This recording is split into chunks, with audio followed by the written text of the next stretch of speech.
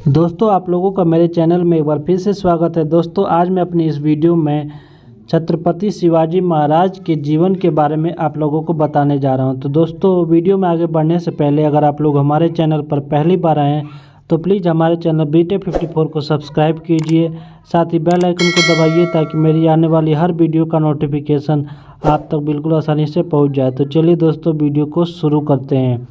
दोस्तों, भारत के 20 सभी पूतों में से एक श्रीमंत छत्रपति शिवाजी महाराज के बारे में आप लोग सभी जानते होंगे। बहुत से लोग इन्हें हिंदू हृदय सम्राट कहते थे। कुछ लोग इसे मराठा का गौरव भी कहते हैं, जबकि वे भारतीय गणराज्य के महानायक थे। छत्रपति शिवाजी महाराज का जन्म सन 19 फरवरी 1630 में मराठा परिवार में हुआ था।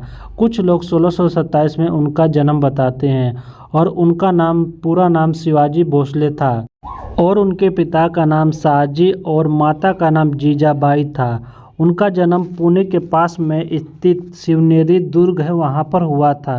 राष्ट्र को विदेशी और आतताई राज्य सत्ता के स्वाधीन करा सारे भारत में एक सार्वभौम स्वतंत्र शासन स्थापित करने का एक प्रयत्न स्वतंत्रता के अन्य पुजारी वीर प्रसव शिवाजी महाराज ने भी किया था। इसी प्रकार उन्हें एक अग्रणी वीर एवं अमर स्वतंत्रता सेनानी स्वीकार किया जाता है। महाराणा प्रताप की तरह वीर शिवाजी राष्ट्रीय के जीवन के प्रति एवं परिचायक थे। छत्रपति शिवाजी महाराज पर मुस्लिम विरोधी होने का दोष लगाया जाता है, पर यह सत्य नहीं है। उनकी सेना में तो अनेक मुस्लिम नायक और सेनानी थे। अनेक मुस्लिम सरदार और सूबेदारों जैसे लोग भी थे। वास्तव में शिवाजी का सारा संघर्ष उस कट्टरता और उद्दंडता के विरुद्ध था जिसे औरंगजेब जैसे शासकों और उसकी छत्रछाया में पलने वाले लोगों ने किया था। 1674 में ग्रीष्म ऋतु में शिवाजी ने धूमधाम से सिंहासन पर बैठकर स्वतंत्र सत्ता की नींव रखी। दबी कुचली हिंदू जनता को उन्होंने भयमुक्त किया। हालांकि ईसाई और मुस्लिम शासक बल प्रयोग के जरिए बहुसंख्यक जनता पर अपना थोपते थे, अतिरिक्त कर लेते थे, जबकि शिवाजी के शासन में इन दोनों संप्रदायों आराधना स्थलों की रक्षा ही नहीं की गई, बल्कि धर्मांतरित हो चुके मुसलमानों और ईसाइयों के लिए भयमुक्त का माहौल तैयार किया गया। शिवाजी ने अपने 8 मंत्रियों की परिषद के जरिए उन्होंने 6 वर्ष तक शासन किया। उनकी प्रशासनिक सेवा में कई मुसलमान भी शामिल थे। छत्रपति शिवाजी महाराज उनके बचपन में उनकी माता जिजाऊ के मार्गदर्शन में उनका जीवन बीता था। माता जीजाबाई धार्मिक स्वभाव वाली होते हुए गुण स्वभाव और व्यवहार में वीरांगना नारी थी। इसी कारण उन्होंने बालक शिवा का पालन पोषण रामायण महाभारत तथा अन्य भारतीय वीरात्माओं की उज्ज्वल कहानियां सुनाकर और शिक्षा देकर किया था। दादा कर्णदेव के संरक्षण में उन्हें सभी तरह के सामयिक युद्ध आदि विधाओं के बारे में निपुण बनाया।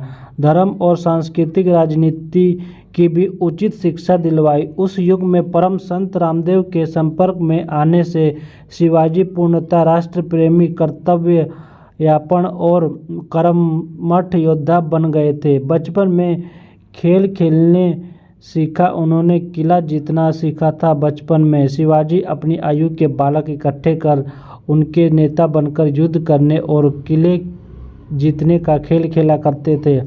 युवा अवस्था में आते ही उनका खेल वास्तविक कर्म शत्रु बनकर क्षत्रियों पर आक्रमण कर उनके किले आदि भी जीतने लगे। जैसे ही शिवाजी ने पुरंदर और तोरण जैसे किलों पर अपना अधिकार जमाया, वैसे ही उनका नाम कर्म की सारे दक्षिण में धूम मच गई।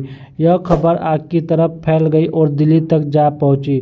अत्याचारी किस्म के तुर्क, यवन और उनके सहायक सभी शासन उनका नाम सुनकर ही मारे डर के मारे चिंतित होने लगे। छत्रपति शिवाजी महाराज का विवाह 14 मई 1640 में सईबाई निम्बालकर के साथ लाल महल पूना में हुआ। उनके पुत्र का नाम संभाजी था। शिवाजी के ज्येष्ठ पुत्र उत्तराधिकारी थे, जिससे 1680 से 1689 तक राज्य किया। शंभूजी में अपने पिता की कर्मठता और दृढ़ संकल्प का अभाव था। संभाजी की पत्नी का नाम येसुबाई था। उनके पुत्र और उत्तराधिकारी राजाराम थे। संभाजी को विश्व का प्रथम बाल साहित्यकार माना जाता है। 14 वर्ष की आयु तक बुधभूषण, नायिका भेद, 7 शतक, नखशिख इत्यादि ग्रंथों की रचना करने वाले संभाजी विश्व के प्रथम बाल साहित्यकार थे। मराठी, हिंदी, फारसी, संस्कृत, अंग्रेजी, कन्नड़ आदि भाषाओं पर उनका प्रभुत्व था। जिसे तेजी से उन्होंने लेखनी चलाई, उसी तेजी से उन्होंने तलवार भी चलाई थी। शिवाजी की कई पत्नियां और 2 बेटे थे।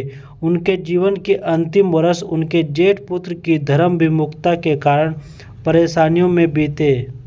उनका एक पुत्र तो एक बार मुगलों में जा मिला, उसे बड़ी मुश्किल से वापस लाया गया। घरेलू झगड़ों और अपने मंत्रियों के आपसी वैमनस्य के बीच साम्राज्य की शत्रुओं से रक्षा चिंता से शीघ्र ही शिवाजी की मृत्यु के कगार पर पहुंचा दिया।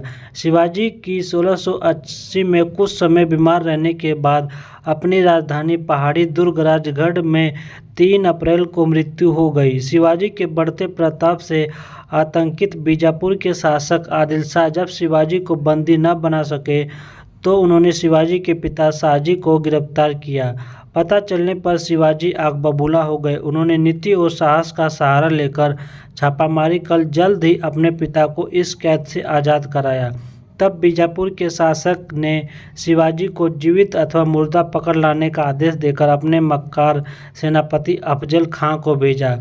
उसने भाईचारे व सुलह का झूठा नाटक रचकर शिवाजी को अपनी बाहों में घेरे में लेकर मारना चाहा, पर समझदार शिवाजी के हाथ में छिपे बखनखे का शिकार होकर वह स्वयं मारा गया। इससे उनकी सेनाएं अपने सेनापति को मरा पाकर वहां से दुम दबाकर भाग गई। शिवाजी की बढ़ती शक्ति से चिंतित होकर मुगल बादशाह औरंगजेब ने दक्षिण में नियुक्त अपने सूबेदार को उन पर चढ़ाई करने का आदेश दिया, लेकिन जब सूबेदार को मुंह की खानी पड़ी। शिवाजी से लड़ाई के दौरान उसने अपना पुत्र खो दिया और खुद की उंगलियां कट गई। उसे मैदान छोड़कर भागना पड़ा। इस घटना के बाद औरंगजेब ने अपने सबसे प्रभावशाली सेनापति मिर्जा राय जयसिंह के नेतृत्व में लगभग 1 लाख सैनिकों की फौज भेजी। शिवाजी को कुचलने के लिए राजा जयसिंह ने बीजापुर के सुल्तान से संधि कर पुरंदर के किले को अधिकार में करने की अपनी योजना के प्रथम चरण में 24 अप्रैल 1665 ईस्वी को व्रजगढ़ के किले पर अधिकार कर लिया। पुरंदर के किले की रक्षा करते हुए शिवाजी का अत्यंत वीर सेना नायक मुरारजी बाजी मारा गया।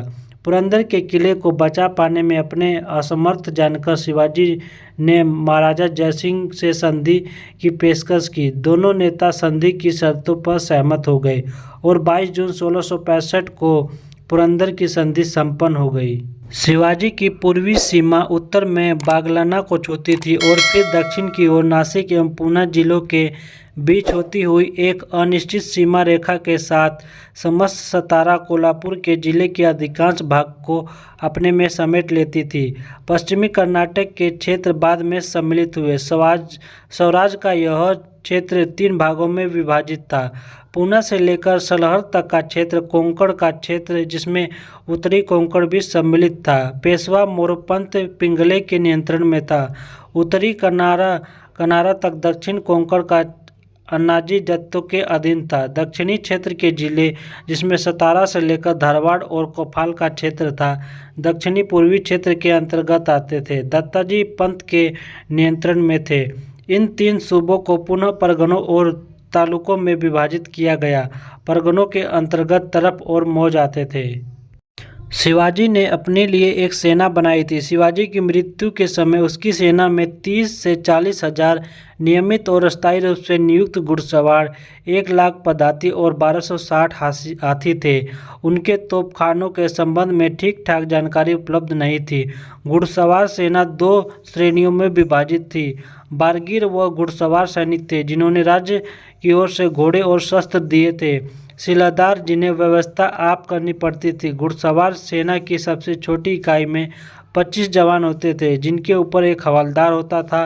5 हवलदारों का एक जामुला होता था जिसके ऊपर एक जुमलादार होता था। 10 जुमलादारों की एक हजारी होती थी और 5 हजारियों के ऊपर एक पंच हजारी होता था। वह सरनौबत के अंतर्गत आता था। प्रत्येक 25 टुकड़ियों के राज्य की ओर से एक नाविक और भिस्ती दिया जाता था। मराठा सैन्य व्यवस्था के विशिष्ट लक्षण थे किले, विवरणकारों के अनुसार शिवाजी के पास लगभग 250 किले थे, जिनकी मरम्मत पर वे बड़ी रकम खर्च करते थे। शिवाजी ने कई दुर्गों पर अधिकार किया था, जिनमें से एक था सिंहगढ़ दुर्ग, जिसे जीतने के लिए उसने तानाजी को भेजा था। इस दुर्ग को जीतने के दौरान तानाजी ने वीरगति पाई थी। गढ़ आला पण सिंह गोला बीजापुर के सुल्तान की राज्य सीमाओं के अंतर्गत। रायगढ़ 1686 में चाकन, सिंहगढ़ और पुरंदर सरीखे दुर्ग भी शीघ्र उनके अधिकारों में आ गए थे। एक बार तो अपनी सुरक्षा का पूर्ण आश्वासन प्राप्त कर छत्रपति शिवाजी आगरा के दरबार में औरंगजेब से मिलने के लिए तैयार हो गए। वह 9 मई 1966 को अपने पुत्र संभाजी एवं 4000 मराठा सैनिकों के साथ मुगल दरबार में उपस्थित हुए, परंतु औरंगजेब द्वारा उचित सम्मान न प्राप्त करने के बाद शिवाजी ने भरे दरबार में औरंगजेब को विश्वासघाती कहा, जिसके परिणाम स्वरूप औरंगजेब ने शिवाजी एवं उनके पुत्र को जयपुर भवन में कैद कर लिया। वहां से शिवाजी 13 अगस्त 1666 को फलों की टोकरी में छिपकर फरार हो गए और 22 सितंबर 1666 ईस्वी को रायगढ़ पहुंचे। बताया जाता है कि एक बार छत्रपति शिवाजी महाराज ने भारत में पहली बार गुरिल्ला युद्ध का आरंभ किया था। उनकी इस युद्ध की नीति से प्रेरित होकर वियतनामियों ने अमेरिका में जंगल जीत ली थी। इस युद्ध का उल्लेख उस काल में रचित शिव सूत्र में मिलता है। गुरिल्ला युद्ध एक प्रकार का छापामार युद्ध होता है। मोटे तौर पर छापामार युद्ध अर्धसैनिकों की टुकड़ियों अथवा अनियमित सैनिकों द्वारा शत्रु सेना के पीछे या पार्श्व में आक्रमण कर लड़ा जाता है। दोस्तों, इन सभी चीज़ों के कारण छत्रपति शिवाजी महाराज को मराठा साम्राज्य का महानायक कहा जाता है और उनकी मृत्यु 3 अप्रैल 1680 में हुई थी। दोस्तों, उम्मीद करता हूं कि यह वीडियो आप लोगों को पसंद आएगी। वीडियो पसंद आए तो हमारी वीडियो को लाइक कीजिए और चैनल पर पहली बार आए तो प्लीज़ हमारे चैनल ब्रिटे 54 को सब्सक्राइब कीजिए। साथ ही बेल आइकन दबाइए ताकि मेरी आने वाली हर वीडियो का नोटिफिकेशन आप तक बिल्कुल आसानी से पहुंच जाए।